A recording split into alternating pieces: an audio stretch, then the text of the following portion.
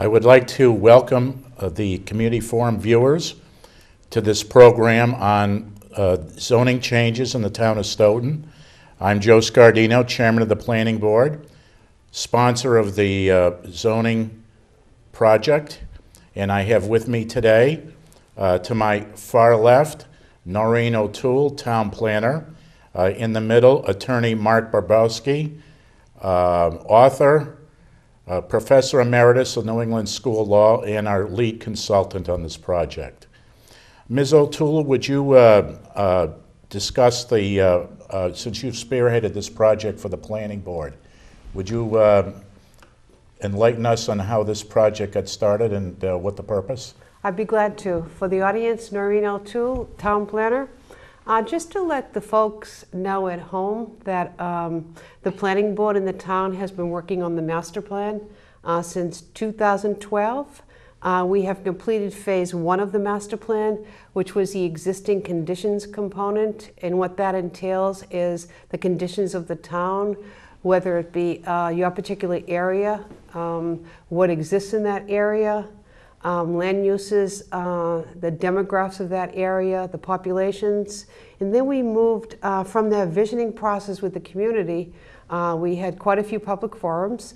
We moved from that area into the phase 2 of the master plan, which entailed what we were going to do with the results of what we studied in the existing condition components. And one of the components of the master plan under Chapter 4181D, which is mandated by the Commonwealth of Mass, and Planning Board is in charge of completing a master plan. As we were studying, we found it important under the land use component that we needed to update our zoning. So what we did as we traversed through that phase 2 is I went out and looked at exactly how we could get this done, and it was a big major project, because we needed to really rewrite the entire zoning code. And many years ago, I had worked with Attorney Bobrovsky in another town, and we had done the exact same project, updated that entire zoning code, and was very successful with our zoning group and with the town meeting process. So we got in touch with Mr. Bobrovsky, and we were very lucky that he had time to sit down with us. And we have been working on this project for a year. And as a matter of fact, we're on our 9th draft. We've had numerous amounts of meetings because it is a big project and it's an important project.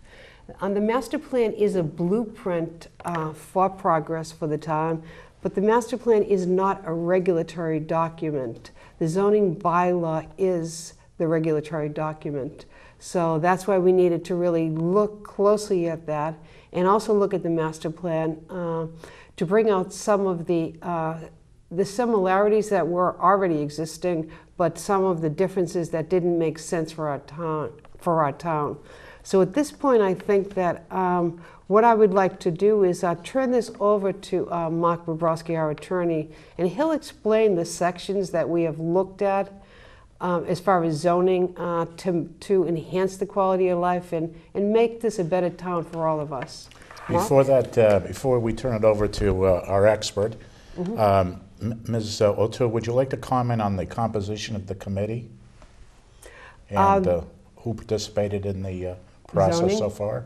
Yes, so far what we decided to do is, since the professionals work with this document day to day, as does the Planning Board, the committee that was actually an in-house committee, and we just called ourselves the zoning workshop group. The committee was, of course, the chairman of the Planning Board, Joe Scardino. And the reason why Joe was a very integral part of this committee is because anything that happens as far as zoning does have to go through the Planning Board. So Joe needed to be part of this group in order for this to work. We also have, and it's still ongoing, the building inspector and building commissioner, which is Thomas McGrath, and he deals with the people at the building department on a day-to-day basis. So he knows where the inconsistencies are as far as his job. So it's very important that he was part of the committee. Myself as the town planner, in general, overseeing the process. And also, what we did is we added 2 other members, and they happen to both be attorneys. T.J. Recupero, who is also a member of the Board of Selectmen. He is also a committee member and brings that different tact and style to what we're doing as far as zoning.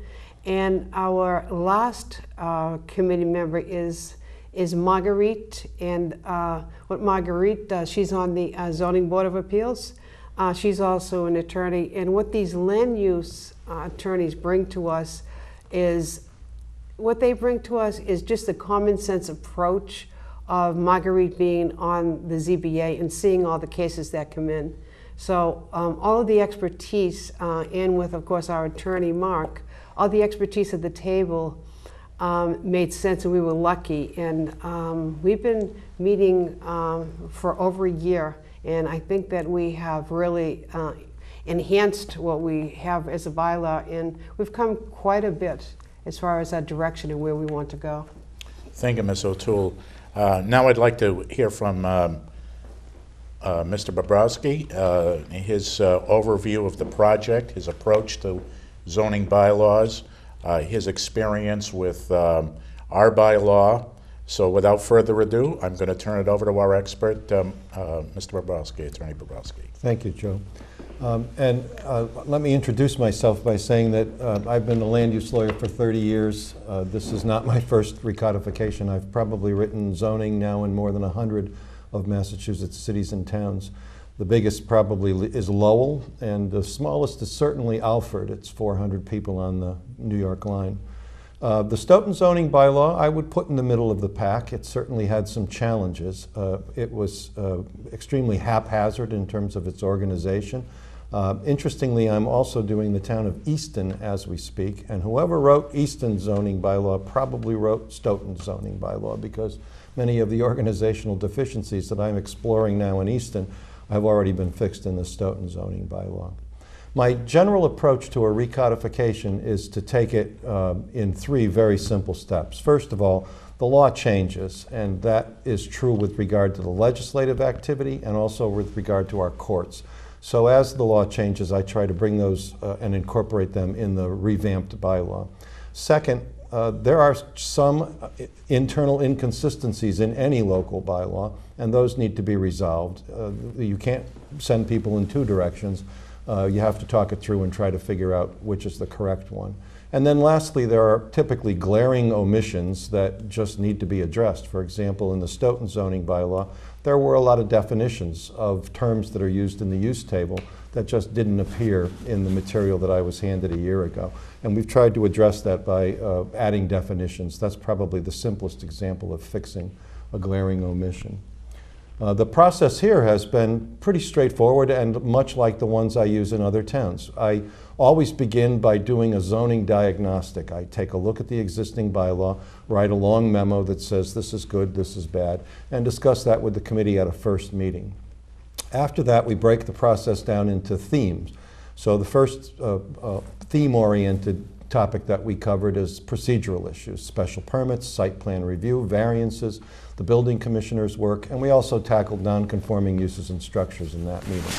I come away with a memo from that allows me to begin to think about how I'm going to put the bylaw together when we're done. The second meeting is to talk about the use table and definitions. Everything in the use table ought to be defined. A lot of the discussion of the use table revolves around exempt uses, agriculture, churches, schools, child care facilities. The third meeting, thematic meeting, we talk about the residential components of the bylaw. So everything from what you can do in your side yard to alternatives to conventional subdivision development. And then lastly, we talk about non-residential, and that includes parking, loading, landscaping, signs, lighting, noise, issues of that type. Once I'm done with those 4 thematic meetings, I go put a first draft together, show it to the committee at a meeting, make a second draft out of it, and as Noreen said, we're now on draft number 9. Obviously, there aren't major changes between the later drafts, but we're trying to get it right, and we've been working hard at getting to that point. Thank you. Ms. O'Toole, would you comment on the areas that were not addressed at this go-round? I think that our viewers might want to know, might have some anxiety about whether their lots are going to be split in half or whether they're going to have a factory next door to them. So why don't you comment about what wasn't tackled? Right now, what was not tackled is the changing of, say, perhaps a zone. That we would change the square footage in a zone. We would specifically change uses in a zone. We didn't look at the districts. You know, we're looking at the master plan, and we're trying to project what areas of the town perhaps we might want to change the zoning. Like, for instance, currently this town, we have an abundance of retail uses. And we could use more upscale uses. We have lots of small business uses as far as retail. Not that we would discourage that, but we'd like to look at some more manufacturing, some of the industrial uses. So right now we're not changing the districts. I think that some people thought that as soon as the master plan was completed that the whole town would be changed, that we'd change this district to have more square footage, would create another business district or commercial district. We're not ready for something like that now because the zoning dictates how you're going to address your land use. If you have a weak foundation, and that's what we have, a weak foundation in our zoning document, you are not at that phase or that step that you'd want to change any districts or any uses at this time. We have to really fix what we have. It's like history. You know, we have to fix the history before we move forward in the future. And right now there are just too many inconsistencies for us to think futuristic about certain areas of the town. We'll probably do that within the next year, but we actually still have some more zoning changes that we would like to do next year, and maybe on a small scale create some new districts, perhaps do some work on a highway business zone, things of that nature. But right now, I didn't think, and neither did the planning board nor the attorney, that it was time for us to do that, because we have to fix the existing document and get all the kinks out of that and make it stronger in order for us to approach that area. Ms. O'Toole, one of the components of the master plan was economic development, am I correct? Yes. And one of the ways in which you get zoning interfacing with the master planning process is through zoning which creates the opportunities for economic development. And I was going to ask Attorney Bobrowski to talk about one aspect of that, and that's the philosophy that our zoning bylaws did not facilitate the expeditious review and decision-making process in the permitting process. And I believe that this current draft does get us further along the lines of expediting permitting for projects, which I've heard in a number of circles of some of the members of the Board of Selectmen and others, zoning and planning attorneys, members of the business community, that it takes too long to get a project through the town boards and commissions. Mr. Bobrowski, could you comment on that? Sure. The chief mechanism that we've used to expedite permitting is to add a special permit, call it a relief valve if you like, to all of the performance standards that a business has to comply with. So parking, for example, if your parking lot is proposed to be smaller than the table otherwise requires, which in some circumstances is a good idea, you're going to go through site plan review to have that approved. But in the middle of that process, you can ask for a special permit. The planning board can waive the parking requirements as they see fit. Now, obviously, they're not going to do it if it causes detriment, but in a case where it is going to work out, the planning board has that authority. But for that addition to the bylaw, the applicant would need a variance, and that's very hard to get, and it's a different board. So it's one-stop shopping now for businesses. That relief valve approach applies not only to parking, but it applies to signs. If you want more signs or a bigger sign than the bylaw otherwise prescribes, you can ask for a special permit while you're going through the site plan review process. Same thing is true with landscaping requirements and with environmental performance standards that are in the bylaw. That's been added to all of those sections, and I think it will make a big difference for business operators. We've also thought about the homeowner and the expedited permitting in that regard. Most people don't care a whit about a zoning bylaw unless their house is non-conforming, and then they care a lot, because the non-conformity of their residence means they have to pay a visit to the Board of Appeals. We've put some circumstances in the bylaw that would allow the average homeowner not to have to get a special permit to add a deck or a dormer or to do a tear down to their house. So you can actually, if you fit into the three circumstances that we've put into the bylaw, you can actually just go to the building commissioner now and get a building permit. We think these are situations in which the board would always say yes, so why go through the process if we already know the answer? And these are not circumstances that would bother a neighbor such that it would be required to have a public hearing on the matter. So we've been conscious about expedited permitting both in the residential and in the non-residential sectors of the bylaw. Another area that we've had very little regulation on in our bylaw was in the area of accessory uses.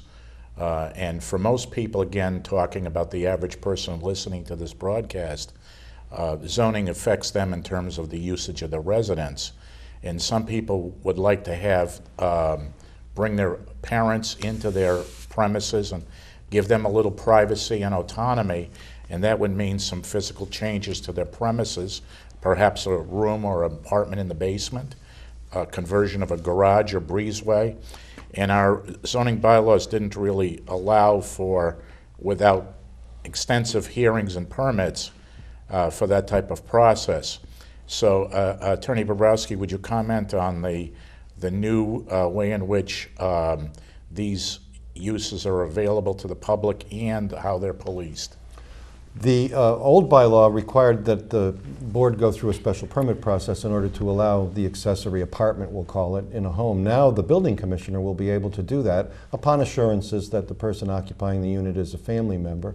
And the building commissioner will also have an obligation, an interest in making sure that that remains the case over the lifetime of the accessory apartment. The building commissioner also suggested a few other accessory uses that we should add, and these are straight from Commissioner's list here, of a to-do list. First, residential portable self-storage units. The bylaw had nothing on point before. We've added something that will control that. The proliferation of donation boxes in parking lots is something that he saw as an issue that needed to be addressed, and so we've added a small section to regulate that as well. We have not changed the home occupation regulations. One thing we did do is clarify just what uses are home occupations and which ones are not. But that's not a change from existing procedures and practices here in town.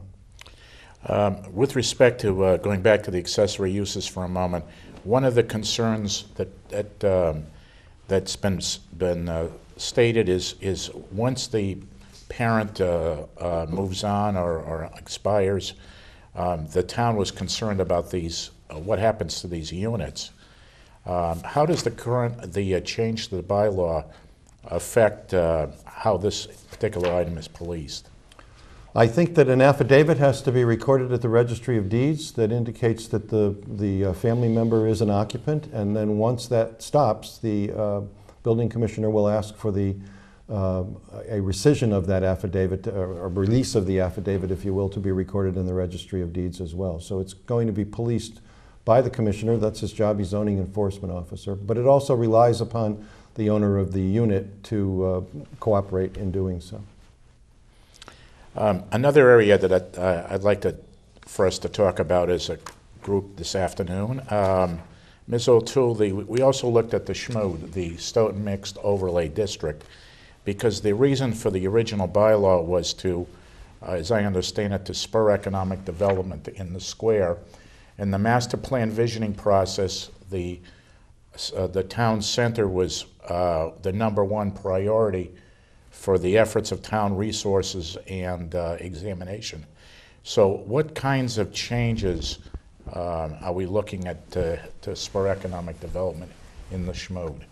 I think what we looked at, the SHMOD was put together for the town in 2006, and it was put together with a set of design standards.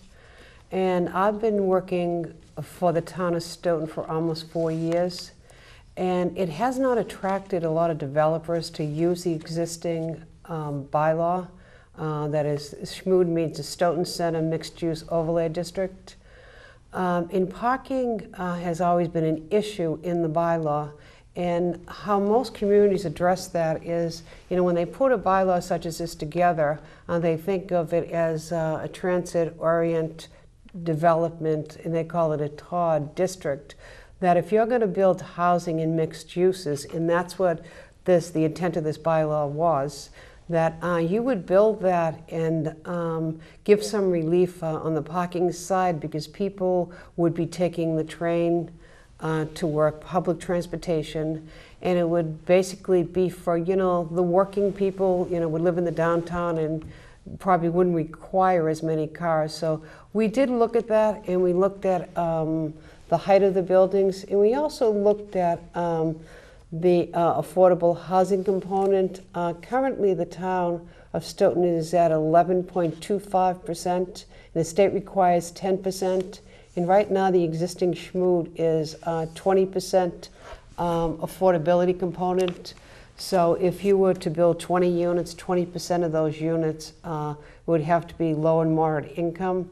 So what we did on the zoning group, because we felt like we had already met that 10%, and we still are daily, because we still have a project coming online, which is 149 units that will be probably permitted within the next year. So we will, in fact, be able to continue to maintain the 10%. So right now, that 20%, one of the changes in the SHMOD is to reduce that to a 10% housing component. So instead of having the developers create 20% of the units, it would be 10%.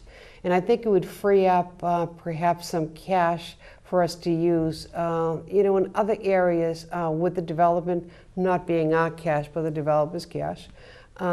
And also, right now the parking is 1.5 spaces per unit, and we were proposing a 1.0 just to relax that parking requirement. And we thought of giving the planning board a little more discretionary power on some of these projects, so that these projects could be developed. I mean, we have a project in the downtown now that the planning board has been working on for over a year, and they have gone through many changes in design standards, and they're still looking for some parking spaces that they're not able to find. And I don't think that is good for a town, that you have a project that could fit in your downtown, and it just keeps getting delayed. So it's frustrating, I think, for the town and the planning board and the developer at the same time. Obviously, one of the reasons why we've taken on this project is so that we get some development in the square, where we've gotten feedback from developers and from various other sources. In the remaining minutes we have left, Ms. O'Toole, would you talk about the public engagement process for this particular project? What we try to focus and develop our public education program the same way that we develop the master plan program, because that works, and we're able to you know, attract a lot of people to come to our meetings so that we can educate people. So we are having rather a kickoff meeting October 5th, which happens to be a Monday at the Senior Center, which is located at 110 Rockland Street. And what we'll be doing at that meeting, and our attorney is, we will be introducing the document, our product that we've worked on over a year. And that product will be available to you, through the planning board office. If you wanted to email me, I would be able to, send you out an electronic copy. Or if you wanted to come in, we would be able to make you a paper copy. We want people to get involved in this process, to see what we're trying to do, and hopefully bring it to a town meeting in November, because zoning, we didn't want to complicate it and bring it to an annual town meeting, because in May, those town meetings are really dedicated to budgets and money articles. So we wanted to do this more or less solely. So on October 5th at 7 p.m., and it will be 7 to 8:30 p.m. at the Senior Center, we will be having a meeting, and you can call me or email me, and I can send you out our draft. And if you're able to come, we'd be more than happy to answer any of your questions. Thank you, Ms. O'Toole. And I'd certainly like to take this opportunity to thank, first of all, the staff of Community Forum for allowing us to host this program, and in order to inform the public about the projects going on by the planning board with respect to the town and its development. And I certainly thank Attorney Bobrowski for taking time out of his day to come and join us and enlighten the public about the efforts with respect to the zoning bylaw. And I'd like to encourage all the viewers to come on October 5th at 7 o'clock. This isn't exactly easy reading, so the sooner that you become accustomed to it, the more that you'll realize that it substantially will enhance the economic development and the property values of the town of Stoughton. And with that, I would like to close and thank you for watching this broadcast.